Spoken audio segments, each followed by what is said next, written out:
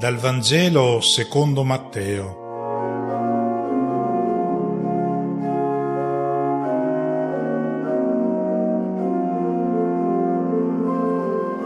Buona domenica e buon inizio di Avvento a tutti. Per comprendere le parole di Gesù che ascolteremo nel brano evangelico di oggi, dobbiamo fare un accenno al contesto in cui Gesù le ha pronunciate.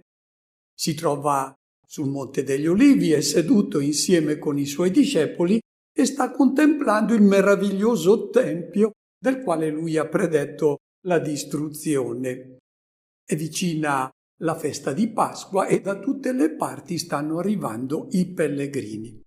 A un certo punto Gesù comincia a parlare di un mondo che sta per finire e i discepoli capiscono che non si riferisce al mondo materiale, sta parlando di un altro mondo, quello segnato dal peccato, dal male, dalle ingiustizie, dalle violenze, e sta annunciando un evento gioioso. Questo mondo disumano è destinato a scomparire e per presentare questo lieto messaggio ricorre al linguaggio apocalittico che i suoi ascoltatori comprendono molto bene, ma che a noi può risultare anche un po' enigmatico. Dice: il sole si oscurerà, la luna non darà più la sua luce, le stelle cadranno dal cielo, le potenze dei cieli saranno sconvolte. Si tratta di immagini apocalittiche, quelle che Gesù impiega. Lo spegnersi della luce del sole, della luna e delle stelle non riguarda gli astri del firmamento che noi contempliamo, ma riguarda ciò che questi astri rappresentavano nell'antico Medio Oriente. Erano divinità celesti che tutti adoravano perché le ritenevano responsabili della vita del mondo e dei destini dell'umanità. Vedete, Aton, il dio sole degli egiziani che dall'alto rischiara con i suoi raggi il faraone Akhenaton e la sua sposa Nefertiti, che hanno fra le braccia le loro 3 figlie. In Egitto adoravano il dio Aton, in Mesopotamia adoravano Yarea, il dio Luna, adoravano Ishtar, la stella del mattino, Venere. Bene, dice Gesù, il mondo vecchio, governato dagli idoli, è giunto alla fine. Questi dei, queste stelle, stanno per perdere il loro splendore. È giunta l'eclissi di tutte le false divinità che gli uomini si sono inventate, ed è da queste divinità che derivano tutti i disastri nella loro vita. Sono tante le realtà materiali che gli uomini hanno divinizzato e continuano a divinizzare. Collocano nel cielo come loro idolo il denaro, e quando si adora il dio denaro, quando è lui che orienta le scelte degli uomini, quando lo scopo della vita è accumulare denaro, viene fuori quel mondo che noi ben conosciamo, mondo immerso nelle tenebre dell'egoismo, mondo in cui ogni giorno noi vediamo scorrere sotto i nostri occhi un corteo di sofferenze, di drammi e di lacrime. Nei cieli sono sempre stati collocati i potenti, i faraoni, i superuomini. No, i cieli non sono casa loro. Il cielo è la dimora dell'unico Dio e tutti gli idoli devono essere cacciati dal cielo. Tutte queste star vanno riportate sulla terra. Sono uomini, non Dio, e l'aura divina che li avvolge va dissolta. Un profeta anonimo, vissuto più o meno nel 450 a.C., in un tempo segnato da ingiustizie sociali, degrado morale, corruzione religiosa, era stato inviato da Dio per fare un annuncio di speranza per i poveri e ha detto: il Signore creerà un giorno nuovi cieli e una nuova terra. E Gesù sta proprio facendo riferimento a questa attesa del mondo nuovo, di cieli nuovi, cieli ripuliti dagli idoli. Il racconto del giardino dell'Eden, infatti, non è il rimpianto di un paradiso perduto, è il progetto di mondo nuovo che noi siamo chiamati a costruire, non è un sogno irrealizzabile. Il discepolo è certo che la promessa di Cristo si realizzerà. Difatti, i nostri fratelli di fede delle prime generazioni credevano nella scomparsa del mondo vecchio e nella nascita del nuovo mondo. Nella seconda lettera di Pietro si dice: secondo la promessa, noi aspettiamo cieli nuovi e una terra nuova nei quali regnerà la giustizia di Dio. È il mondo di pace, di amore, di gioia, di fratellanza che noi siamo chiamati a costruire. Ci chiediamo adesso: chi verrà a dare inizio a questo mondo? Gesù, naturalmente. Sentiamo con quale nome si autopresenta. Come furono i giorni di Noè, così sarà la venuta del Figlio dell'uomo. Figlio dell'uomo è un'espressione che nei Vangeli ritroviamo una settantina di volte sulla bocca di Gesù, che si autodefinisce il Figlio dell'uomo, quindi un'espressione molto importante. Le volpi hanno le loro tane, il Figlio dell'uomo non ha dove posare il capo, è lui questo Figlio dell'uomo. Chi dite che sia il Figlio dell'uomo, cioè cosa avete capito di me? Chi sono io? Il Figlio dell'uomo sarà consegnato nelle mani degli uomini, verrà ucciso. È lui questo Figlio dell'uomo. Come mai? Gesù si autodefinisce in questo modo. Per comprendere, dobbiamo rifarci a una visione che è raccontata al capitolo 7 del libro di Daniele. Il profeta dice di aver visto uscire dal mare, che è il simbolo di tutto e di ciò che è contrario alla vita, ha visto uscire 4 bestie, una peggiore dell'altra. La prima, un leone, è il simbolo dell'impero babilonese. Osservate alle mie spalle le pareti della celebre via processionale che portava alla porta di Ishtar a Babilonia. Sono raffigurati i leoni, Babilonia che sbranava tutti i popoli. Fino a quando è durato il suo regno, fino a quando non è arrivato un orso, i Medi hanno conquistato Babilonia, poi è arrivato un leopardo, i persiani, velocissimi come leopardi, hanno conquistato tutto l'antico Medio Oriente. Non è finita, è arrivata una bestia più terribile ancora. Alessandro Magno. A cosa paragonare tutti questi imperi se non a belve che hanno devastato e depredato popoli?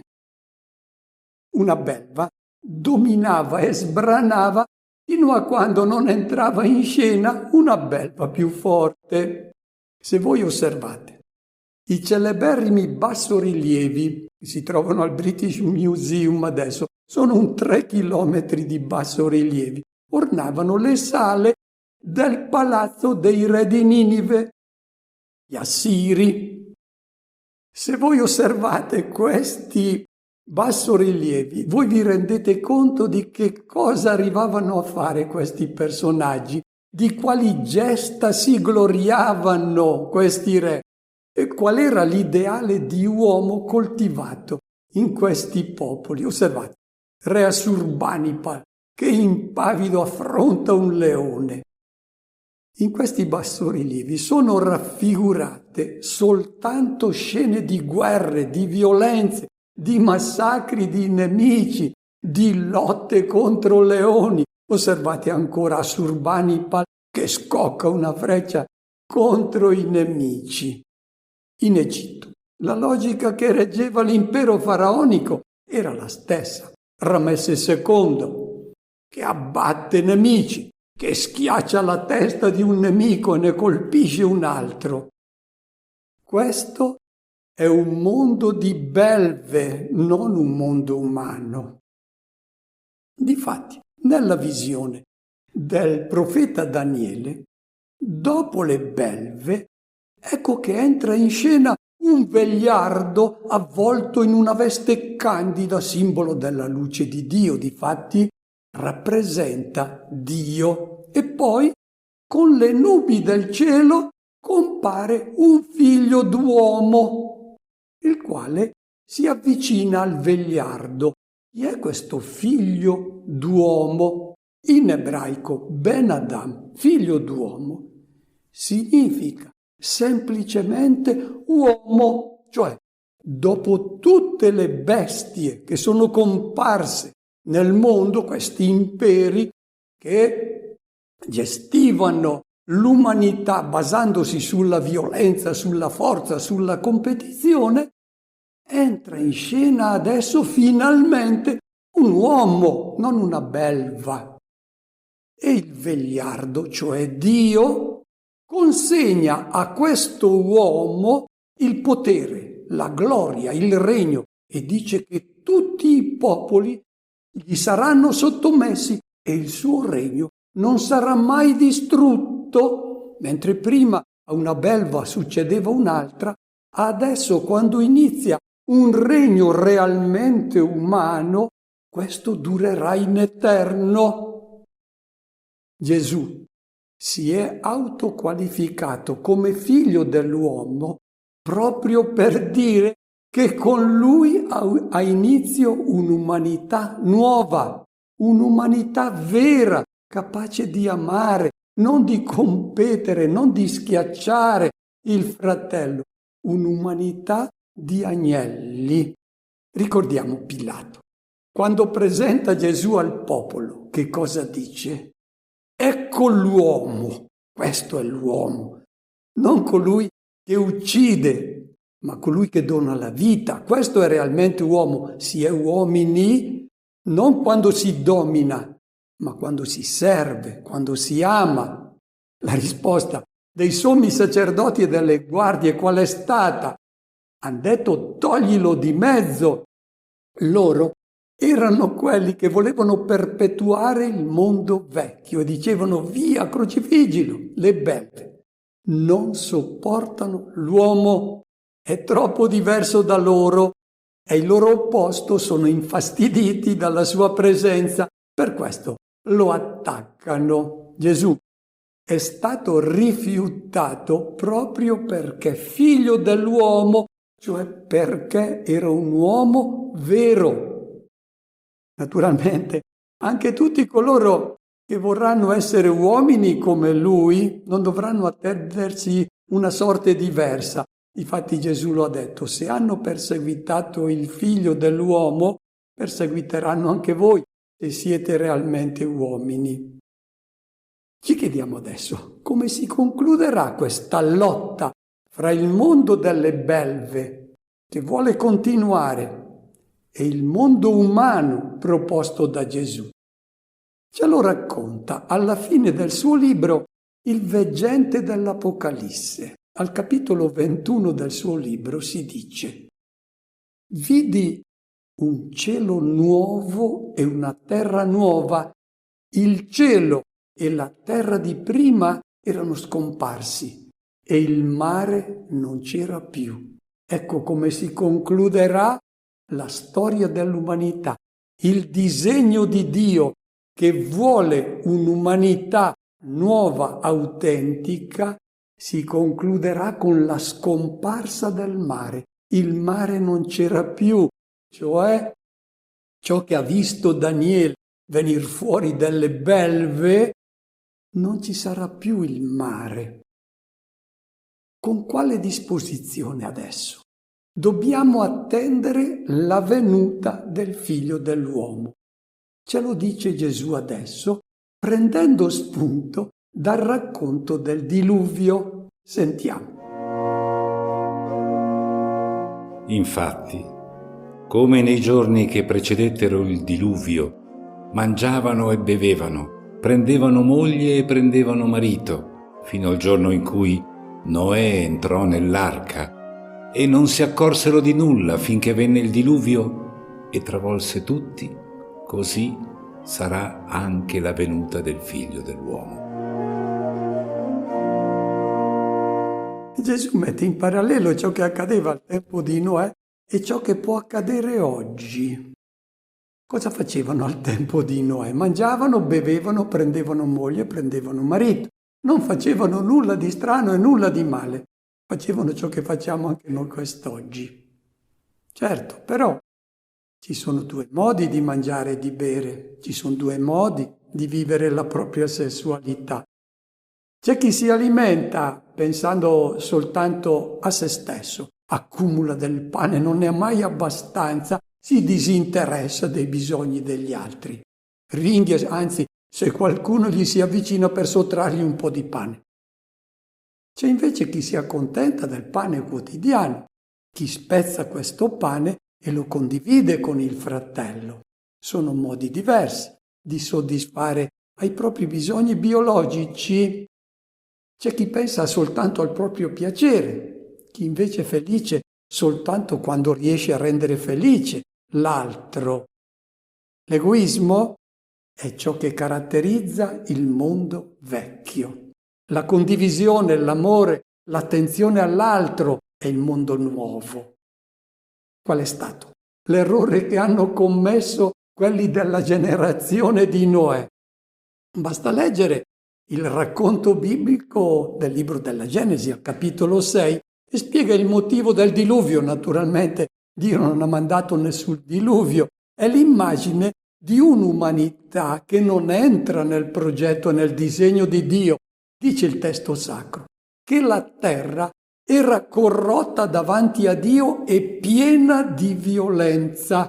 Ecco ciò che caratterizza l'umanità vecchia, la competizione che porta sempre alla violenza, alla sopraffazione, al tentativo di asservire il più debole. Gli uomini del tempo di Noè appartenevano a questa umanità che era destinata a scomparire. Loro invece ritenevano che sarebbe stata eterna, si sarebbe continuato sempre così, ma Dio non accetta questa umanità. E loro avrebbero dovuto capire che stava per accadere un cambiamento epocale, c'erano dei segni chiari e avrebbero dovuto coglierli. Avevano pur visto Noè che costruiva l'arca. Non presero coscienza e non accettarono di entrare nella nuova umanità. Venne il diluvio, li travolse tutti. Gesù tira la conclusione. Così sarà alla venuta del Figlio dell'uomo. Sta parlando a noi. Il Figlio dell'uomo, che è Lui, viene oggi nel suo Vangelo e bisogna fare attenzione perché si potrebbe ripetere oggi da parte nostra l'errore della generazione del diluvio. Lui ci mostra il vero volto di Dio e il vero volto di uomo e noi potremmo ripiegarci solo sui nostri bisogni materiali, il mangiare, il bere, prendere moglie, prendere marito, realtà materiali importanti ma non sono l'assoluto. Bisogna cogliere il modo come il Figlio dell'uomo ci propone di vivere queste realtà. Ci interessiamo della famiglia, della casa, della professione, sono cose molto importanti, ma come vivere queste realtà nel modo vecchio o come uomini nuovi? Ecco ciò che Gesù ci dice, state attenti, non ripetete di fronte alla venuta del Figlio dell'uomo l'errore che hanno commesso coloro che sono vissuti al tempo di Noè. Rimarreste tagliati fuori dalla storia di Dio. Dicevo che ci sono due modi di mangiare, di bere, di gestire la sessualità. Uno egoistico, l'altro guidato dall'amore, dalla gioia di vedere l'altro felice. Adesso Gesù ci dice che ci sono due modi di svolgere anche la propria professione. Sentiamo. Allora 2 uomini saranno nel campo. Uno sarà accolto e l'altro lasciato. 2 donne macineranno alla mola. Una sarà accolta, l'altra lasciata. Gesù fa 2 esempi per mostrare che ci sono 2 modi diversi di svolgere la propria attività professionale. Una, quella di chi non ha accolto il regno di Dio, la proposta di uomo nuovo che Gesù fa. L'altra è chi ha accolto il regno di Dio, è entrato nel mondo nuovo. E prende questi 2 esempi dalle attività che svolgevano al suo tempo gli uomini e le donne. Gli uomini uscivano a lavorare nei campi, le donne rimanevano in casa, macinavano il grano, preparavano la farina e facevano il pane. Il primo esempio che fa è quello della professione degli uomini e dice: 2 uomini saranno nel campo, uno verrà preso, o meglio, uno sarà accolto, paralambanetai, cioè uno sarà coinvolto nella nuova proposta di uomo, svolgerà la sua attività secondo l'immagine di uomo nuovo proposta dal Vangelo. L'altro sarà lasciato indietro a fietai, sarà perso. Quando entra il Vangelo nella vita di una persona, il lavoro non lo svolge più come prima, lo svolge in un modo diverso, ha obiettivi diversi. Facciamo alcuni esempi così ci capiamo bene. Quando si sono presentati dal Battista i pubblicani, coloro che riscuotono le tasse, gente malvista sempre, e il Battista non dice che devono smettere di riscuotere le tasse. Quello è un servizio che va fatto, ma può essere svolto in 2 modi. Uno è quella di chi pensa ad approfittarsi della propria posizione per fare il furbo. L'altra è chi svolge con scrupolo questa professione perché vuole che quei soldi vengano impiegati per il bene di tutta la comunità. Poi si rivolgono al Battista i soldati: noi cosa dobbiamo fare? Il Battista non dice buttate via le armi, lasciate la vostra professione, no, c'è bisogno di chi mantiene l'ordine nella società. Ma può essere svolta questa professione in 2 modi diversi. Una è quella di chi si approfitta della sua forza per angariare e commettere soprusi. L'altra è di chi si mette a servizio del bene comune, dell'ordine comune.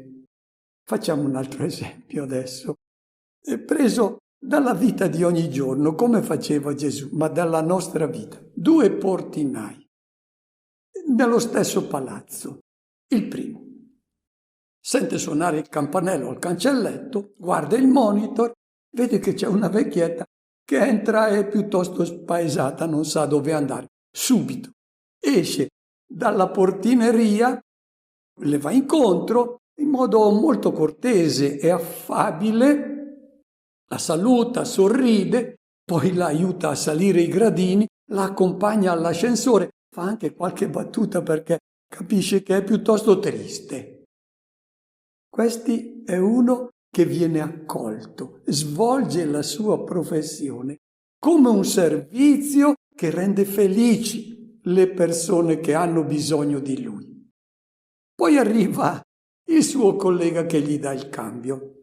È piuttosto giù di morale, è lunedì, ha il giornale sportivo sotto il braccio e la squadra del cuore il giorno prima ha perso. Entra nella portineria, si siede rabbuiato e comincia a sfogliare con avidità il giornale.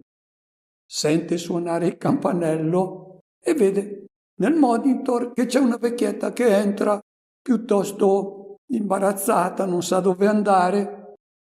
Lui capisce, quella ci impiega più di mezzo minuto ad arrivare qui e quindi posso continuare a leggere il giornale e chissà che non scopra la ragione, è l'arbitro naturalmente che gli ha fatto perdere la sua squadra. Poi arriva la vecchietta, la lascia parlare, ma non distoglie lo sguardo dal giornale. A lui la vecchietta non interessa.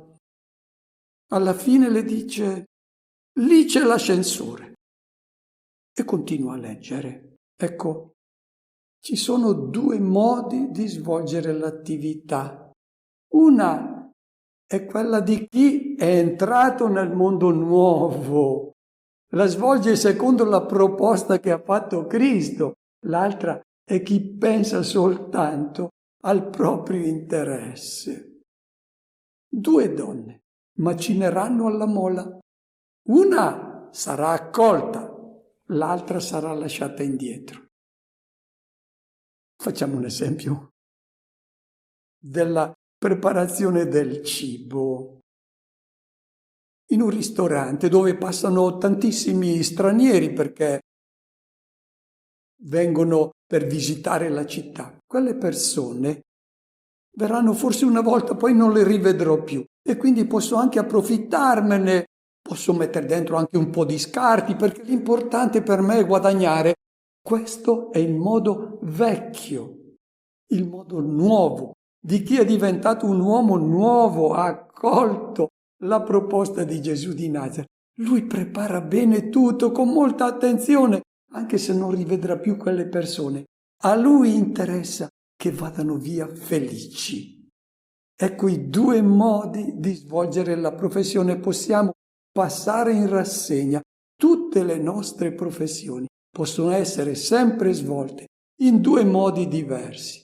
La gentilezza, il sorriso, la sensibilità, la preoccupazione per l'altro, l'affabilità non rientrano nel contratto di lavoro. Uno è accolto, entra a far parte del mondo nuovo del regno di Dio, di coloro che hanno come scopo della loro attività l'attenzione al bisogno, al fratello. L'altro è lasciato indietro. Uno è salvato, cioè si comporta da uomo vero perché ama, l'altro continua avvolto nella tenebra dell'egoismo.